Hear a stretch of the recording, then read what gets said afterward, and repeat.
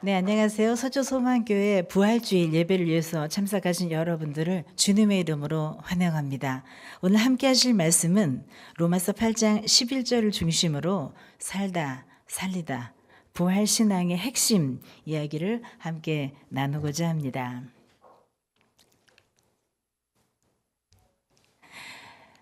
자, 우리 말씀을 우선 하나 볼까요? 로마서 8장 11절 말씀. 이게 바로 오늘 아까 읽은 말씀이시기도 하고 함께 하고자 하는 말씀인데요. 이 말씀을 다시 한번 크게 읽겠습니다. 예수를 죽은 자 가운데서 살리신 이의 영이 너희 안에 거하시면 그리스도 예수를 죽은 자 가운데서 살리신 이가 너희 안에 거하시는 그의 영으로 말미암아 너희 죽을 몸도 살리시리라. 부활절 하면은 기독교의 가장 큰 명절이고요. 그리고 신앙생활을 이렇게 저렇게 하시는 모든 분들에게도 한 번 교회를 나오고 싶은 바로 그 날이라고 할 수가 있습니다. 세상에 많은 종교가 있고 신념의 체계가 있지만 기독교가 차별화되는 가장 중요한 것은 바로 오늘 부활절이기 때문이죠. 부활절을 생각하시면 여러 본문 말씀이 있지만 오늘 이 말씀 잊지 마십시오. 요거 하나 가운데서 이 말씀 가운데서 부활신앙의 핵심을 모두 정리하는 시간 갖고자 합니다. 말씀 하나만 더 볼까요? 우리 지난 40일 동안 우리 함께 원하시는 분들은 사순절을 말씀을 하루에 한 장씩 읽기 원하시는 분들과 더불어서 복음서를 하루 한 장 읽어가는, 그래서 누가복음 24장, 마가복음 16장 총 40장을 2월 18일부터 시작해서 바로 어제까지 한 걸음 한 걸음 읽어왔습니다. 그리고 굉장히 많은 분들이 참여해 주셔서 이따 광고 시간에 수료식을 짧게 할 예정인데요. 그 말씀 가운데서 봤던 바로 어제 말씀입니다. 마가복음 16장 마지막에 있는 말씀이에요. 근데 사실은 마가복음 16장을 보시면 8절로만 끝나는 것이 아니라 뒤에 90, 11 조금 더 있습니다만, 성서신학적으로는 존재하고 있는 수많은 성서의 버전 가운데서 가장 확실하게 지금도 어떤 의심이나 신학적인 논쟁 없이 합의된, 그 당시 존재했던 문헌으로 종결되는 것은 바로 16장 8절까지라고 되어 있습니다. 9절부터도 물론 성경의 말씀이지만 여러 좀 논쟁이 좀 있는 부분이기도 해요. 자, 그러므로 마가복음, 하나님의 아들로서 이 땅에 오셨던 예수님의 생애가 진행되고 마지막 십자가, 부활 사역까지 이어지는 16장의 가장 중요한 엔딩 부분, 그것도 8절로 끝나고 있는 이 매듭은 아주 중요한 부분입니다. 도대체 어떻게 끝났을까? 특별히 마가복음서는 우리가 알고 있는 사복음서 중에서도 가장 오리지널, 가장 원초적인 복음의 형태를 가졌다고 알려져 있습니다. 그러니 바로 그 복음서의 가장 마지막 엔딩 중에서도 엔딩인 이 8절에 가진 의미는 상당히 우리 신앙에 중요한 역할을 한다고 볼 수 있어서 다시 한번 봅니다. 한번 읽어볼까요? 마가복음 16장 8절입니다.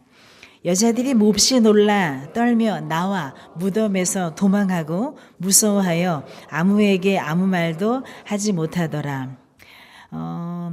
이 구절만 딱 봐서는요, 이게 뭐지 싶은 부분이 없지 않습니다.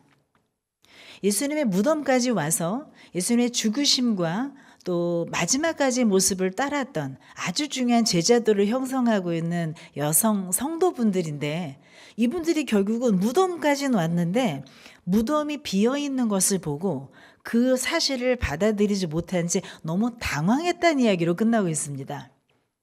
그 다음에 무엇을 했는지는 사실 기록상은 나와 있지 않아요.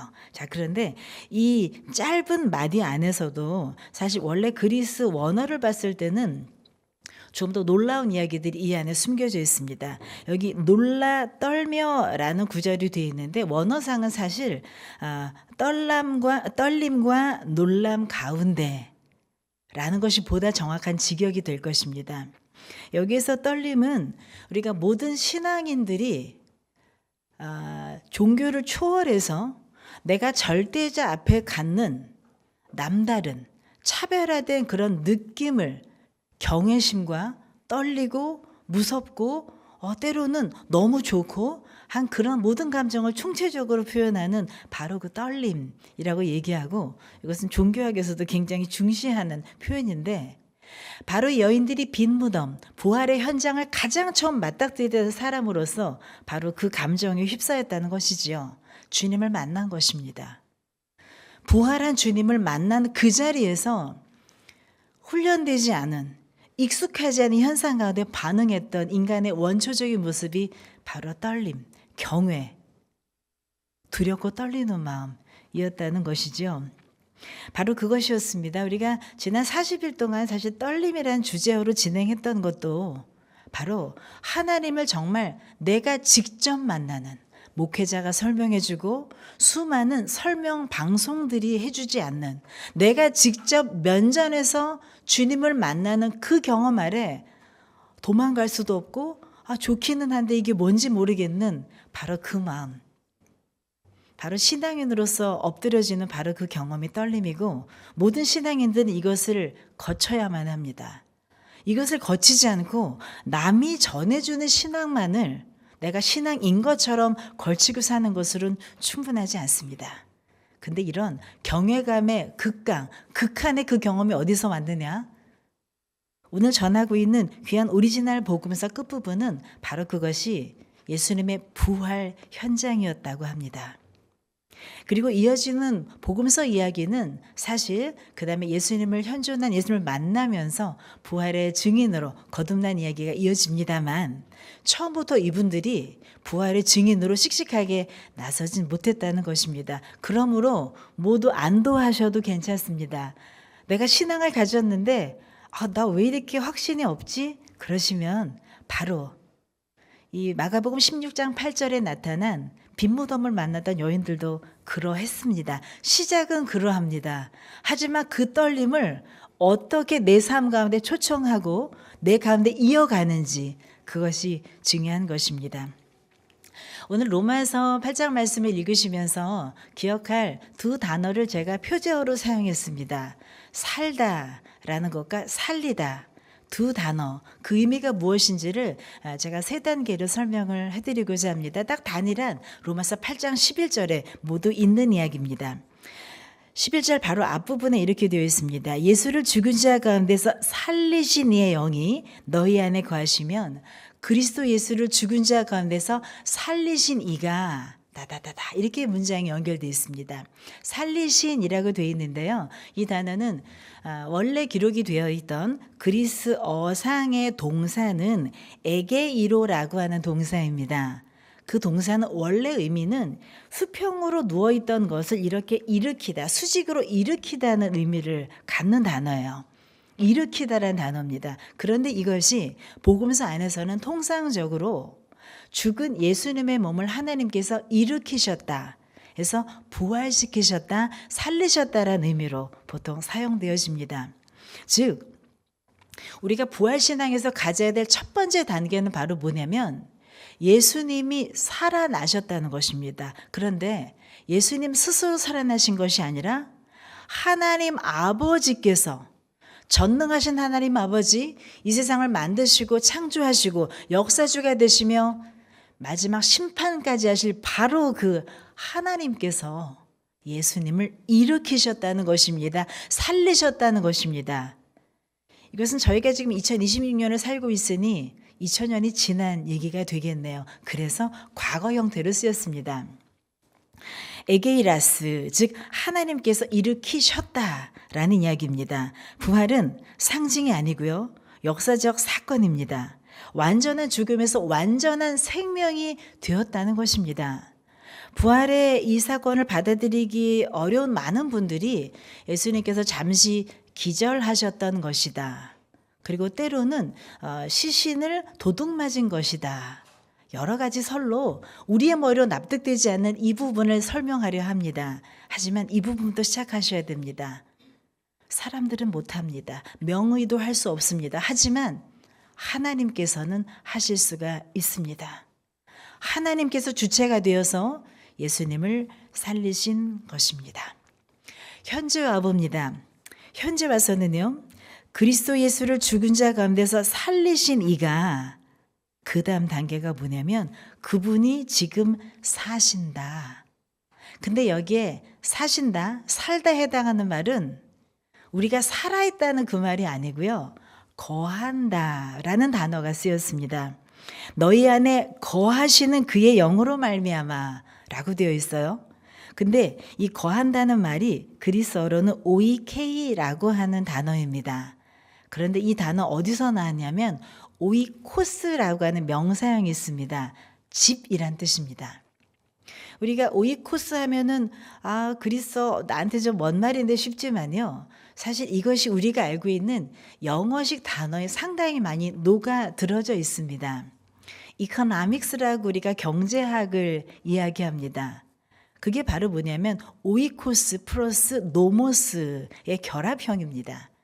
오이코스 원래 집, 그리고 노미스 하면은 노모스 하면은 법률, 규칙 그런 뜻이거든요. 원래 집안을 다스리던 규칙 원리였습니다. 우리 세상을 살아가는 사회적 조직 가운데 가장 작은 것, 셀처럼 가장 미세한 것, 그것을 가정으로 보지요. 가정에서 일어나는 수많은 경제작용뿐 아니라 수많은 인사도 될 수 있고요. 관리도 될 수 있고요. 우리가 생육하고 번성하는 수많은 여러 가지 작동이 일어나는 바로 그 오이코스. 오이코스를 다스리는 노모스, 그 법칙만 알 수 있으면 이 세상을 움직이는 바로 경제학의 원리가 된다. 그런 뜻이 됩니다. 오이코스는 그런 식으로 우리가 알고 있는 영미 단어에 많이 깃들어 있습니다. 그 오이코스의 동사형입니다. 집에 사는 겁니다. 그것도 우리가 살다라고 하죠. 그분이 사신다. 그 사신다는 건요, 바로 숨쉬고 산다는 의미를 넘어서서 집 안에 거한다. 그런 이야기입니다. 그러면 거하신다면 어느 지점에, 어느 장소에 거하는 것일까요? 오늘 말씀에 분명히 나옵니다. 어디 거하신다고요? 너희 안에. 이 너희는 누구를 가리키는 것일까요? 믿기로 작정한 믿음의 반열에 들어간 모든 분들, 여기 계신 모든 분들에 해당합니다. 너희 안에 거하시는 그의 영. 자, 문장을 좀 다듬어 볼까요? 하나님께서 그리스도 예수를 살리셨어요, 과거에. 근데 현재는 그가 너희 안에 거하시는 그의 영으로 말미암아 어디 계시다고요? 우리 안에 살고 계시다고요. 집처럼 우리를 여기 물리적 공간처럼 그 안에 누워도 계시고 앉아도 계시고 말씀도 하시고 공간으로 사용한다는 것입니다. 여기선 우리가 신앙적 상상력이 필요합니다. 내 몸 안에, 내 장기 안에 좁아서 어디 하나님이 계시지가 아니고요. 하나님께서 우리 영혼 안에, 내 내면 안에, 생각 안에 이미 계시다는 것입니다. 그래서 내가 예수님을 믿기로 작정한 순간 성령께서 내 안에 내주하신다라는 표현을 쓰신데요. 삼위일체 하나님께서 성령의 형태로 우리 안에 계신 것이지요. 그 하나님께서 과거에는 예수님을 살리셨습니다. 살려주셨습니다. 근데 지금은 우리 안에 그 거룩한 부활의 영이 살고 계세요. 어떠세요? 우리 마음 안이 비어있는 것보다 살려주시는 영이 우리 안에 계시대요. 이 보잘것없는 우리 몸 안에 집 삼아서 여기 계시대요. 어떤 집을 짓고 계십니까? 어떤 집을 갖고 계세요? 멋있는 집 갖고 계십니까? 내가 내 집 바라봤을 때 우리 지금 살고 있는 주민등록상의 그 집 말고 하나님 앞에서 보여드릴 하나님이 사실 내 집은 어떤 모습인가요? 나는 엄청 좋은 집인 줄 알았는데 내 몸은 엄청 좋은 집에 사는데 혹시 주님은 오두막 막 문도 삐걱삐걱 열리지 않는 청소도 잘 하지 않는 그곳에 우리 주님 계시지 않나요? 우리가 부활의 핵심 정신을 생각할 때 돌아봐야 될 두 번째 단계는 하나님의 영이 우리 안에 거여주신다고 하셨는데 내 안을 돌아보는 것입니다. 그래야 그 다음 작업을 하실 수가 있습니다. 부활의 능력을 가지셨던 하나님이 주님을 일으키셨고 그분이 내 안에서도 그 다음 작동을 하기 원하시는데 있기 원하시는 곳이 바로 우리 안이라는 것입니다. 두 번째는 우리 안을 정비해야 되겠습니다. 사시고 싶을 곳으로 만들어야 되겠습니다. 너희가 성령의 전인 것을 알지 못하느냐 해서 우리의 몸과 마음을 거룩하게 지킬 것에 대한 성경 말씀 있지 않으십니까? 부활을 일으키신 그 능력이 지금 이 순간 우리 안에 살고 계십니다. 그분이 처음에 들어오실 때 우린 좀 어색합니다. 그래서 약간 부대낌이 있을 수 있고요. 그것이 떨림, 진동 같은 모습으로 우리에게 다가올지도 모릅니다. 하지만 그 떨림은 도망의 신호가 아닙니다. 거하심. 주님께서 굳이 내 안에, 초라하지만 내 안에 들어오시겠다고 하는 바로 그 부대낌일 수가 있습니다. 제가 최근에 들은 어떤 분의 이야기가 있습니다. 평생 다른 종교를 아주 독실하게 신봉하는 분으로 사셨는데 어떤 계기가 되셔서 60대에 정말 신앙을 받아들이시려 한 거예요. 여성분이셨는데. 근데 워낙 독실히 섬기셨던 그 자욱이 집안 가득해서 뭐 그 신상이며 형상, 뭐 부적, 문서, 온 집안이 가득한 것입니다. 교회를 다니기로 했으니 이 모든 것을 청산하고 싶은데 본인이 손을 대기가 너무 두려운 겁니다. 그래서 믿음의 확신에 계신 지인분들이 오셔서, 여러분이 오셔서 정말 공사 수준으로 그 모든 것을 드러내는 사건을 가졌다고 해요. 그리고 나서 이분이 예배를 나오시기 시작했는데 예배를 나오셨는데 첫날 너무너무 힘드셨답니다. 너무너무 힘드시고 몸이 춥고 힘드셔서 그 다음부터 어떻게 하셨냐면 두툼한 방석을 가지고 오신대요. 그 추위에 내가 굴복해서 나가지 않도록 그 방석으로 내 몸을 감싼 다음에 예배를 드리시곤 하고, 그래서 그 곁을 또 사랑하시는 분이 또 같이 와서 같이 방석 가지고 와서 그 자리를 무한하지 않게 지켜준다는 얘기를 들은 적이 있습니다. 주님께서 우리 마음에 들어오시고자 할 때 그것이 어색할 수 있습니다. 하지만 그 떨림을 거부하지 마십시오. 받아들이십시오. 방석을 붙들고라도 내가 누구의 도움을 받아서라도 내가 그 주님의 거하심을 내가 받아들이고 주님께 떠나지 않도록 하는 그 마음, 그것이 부활신앙을 받아들이는 아주 중요한 두 번째가 될 것입니다. 바로 그 다음 단계입니다. 너희 안에 거하시는 그의 영으로 말미암아 너희 죽을 몸도 살리시리라.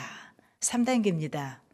과거에 예수님을 부활시켜 주셨고 일으켜 주셨고 그리고 내 안에 거하시며 내 안에 계셔서 무슨 일을 준비하셨냐면 너희 죽을 몸을 살리시리라.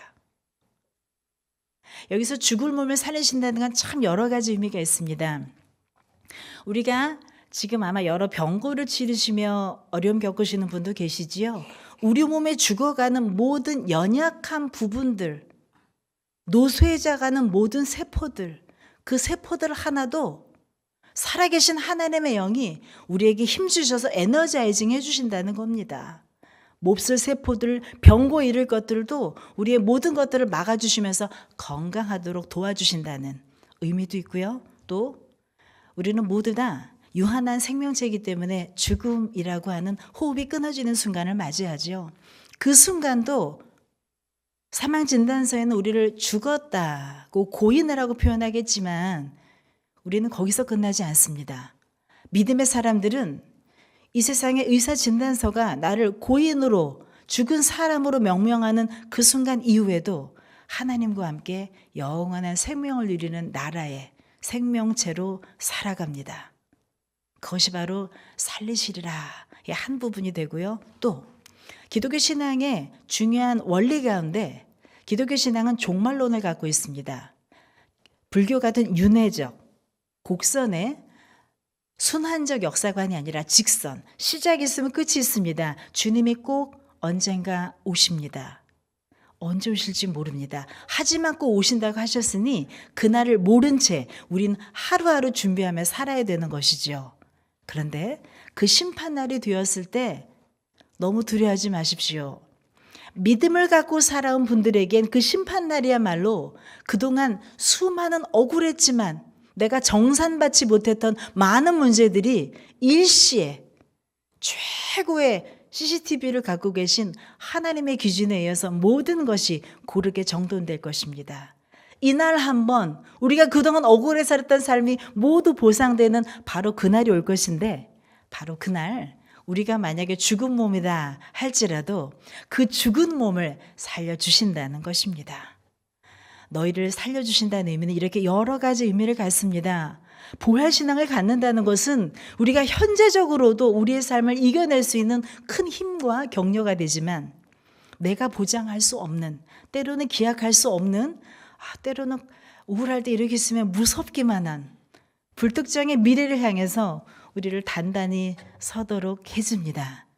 그러므로 우리는 살리시리라 라고 말씀하신 주님의 음성을 꼭 붙들어야 되겠습니다. 살리시리라 라고 되어 있는데요. 이 단어는 그리스어로 좀 길어 보이지만 제가 읽어드리겠습니다. 조 포이에세이라고 되어 있습니다. 어떤 단어가 숨어 있냐면 조에라는 단어는 생명이라는 뜻이에요. 그리고 포이에오 그러면 행하다 만들다 그런 뜻입니다.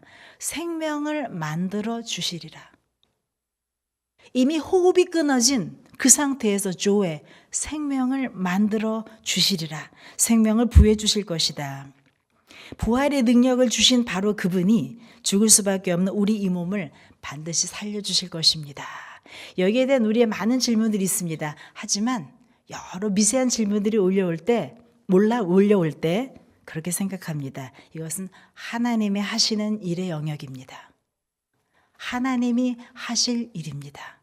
그러므로 예수님의 몸을 일으켜 주셨고 우리 안에 사시며 앞으로도 우리를 살려주실 주님을 기대하며 나가는 우리 믿음, 그것이 바로 부활신앙의 핵심인 것입니다.